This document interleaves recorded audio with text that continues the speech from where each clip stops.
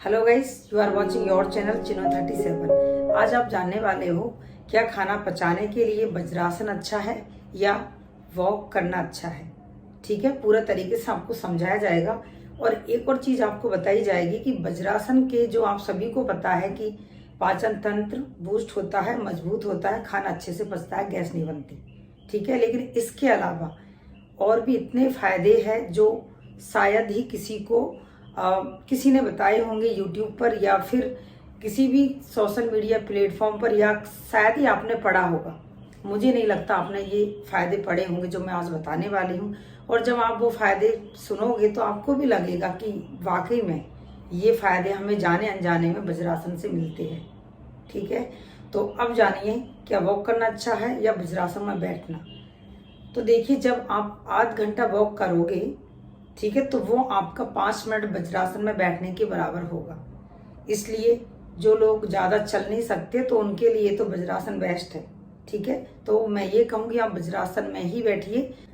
तो देखिए, खाना क्यों पचता है वज्रासन में बैठ के, क्योंकि जब हम वज्रासन में होते हैं इस पोजीशन में, तो उस वक्त क्या होता है कि हमारा जो ब्लड का फ्लो होता है वो हमारा पूरा कमर से और सिर तक घूमता है। ठीक है, और स्पेशली आपके एब्डोमिनल एरिया में जब ब्लड का फ्लो ज़्यादा होगा तो उस वक्त पूरी गर्मी आपके खाना को पचाने में लगेगी।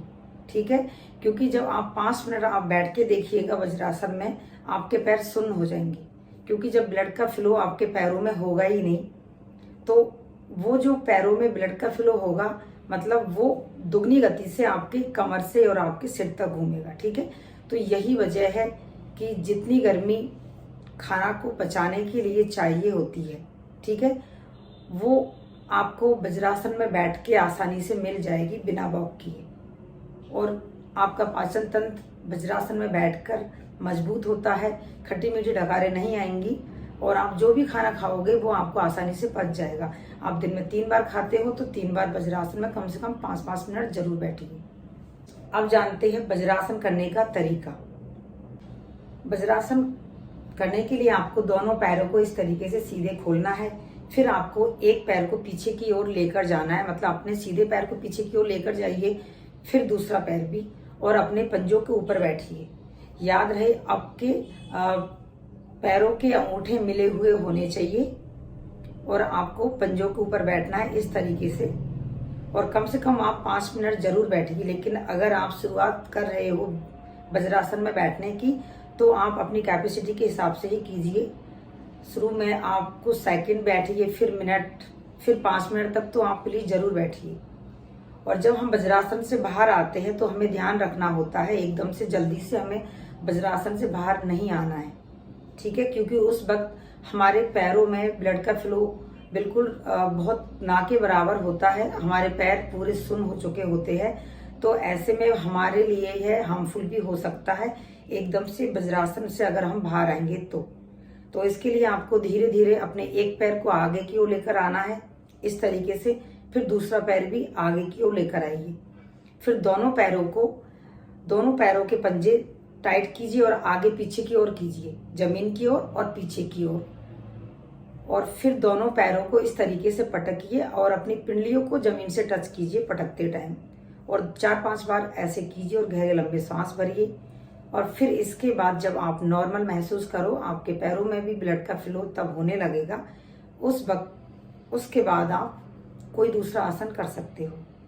जाने अनजाने में हमें वज्रासन के कितने सारे फायदे होते हैं जो शायद बहुत कम लोगों को पता है, वो आप देखिए, जब हम वज्रासन में बैठते हैं तो उस वक्त क्या होता है, हमारा स्पाइनल कॉर्ड और हमारा पिट्यूटरी ग्लैंड एक सीध में होता है। ठीक है, मतलब ऑटोमेटिक आपकी स्पाइनल कॉर्ड उस वक्त सीधा हो जाता है, और ऐसे में आपका बॉडी स्ट्रक्चर खराब नहीं होगा। अगर आप रोज 5 मिनट भी बैठते हो तो आपका बॉडी स्ट्रक्चर खराब नहीं होगा।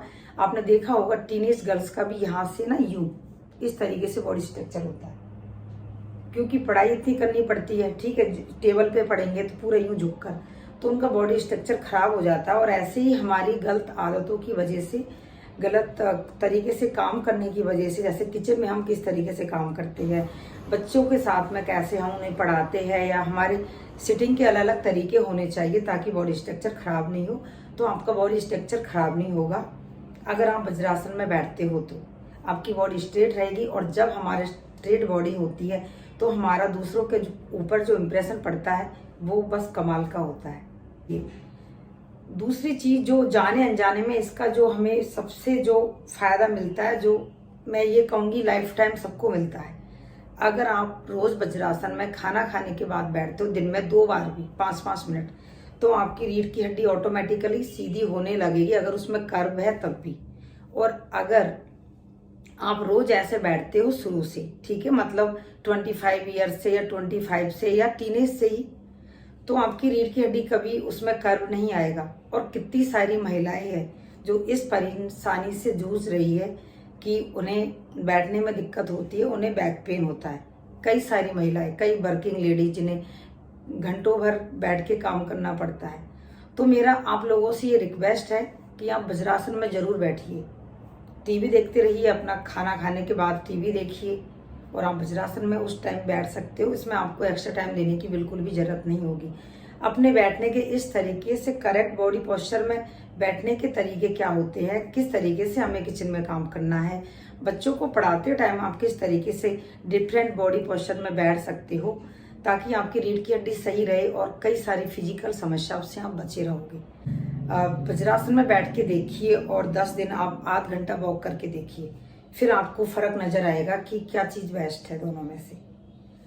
इस चैनल से आपको इसी तरीके की वीडियोस मिलती रहेंगी और फिर मिलती हूँ आपसे बहुत जल्दी नई वीडियो में। जब तक के लिए आप योगा करते रहिए, खुश रहो, स्वस्थ रहो, बाय बाय, टेक केयर।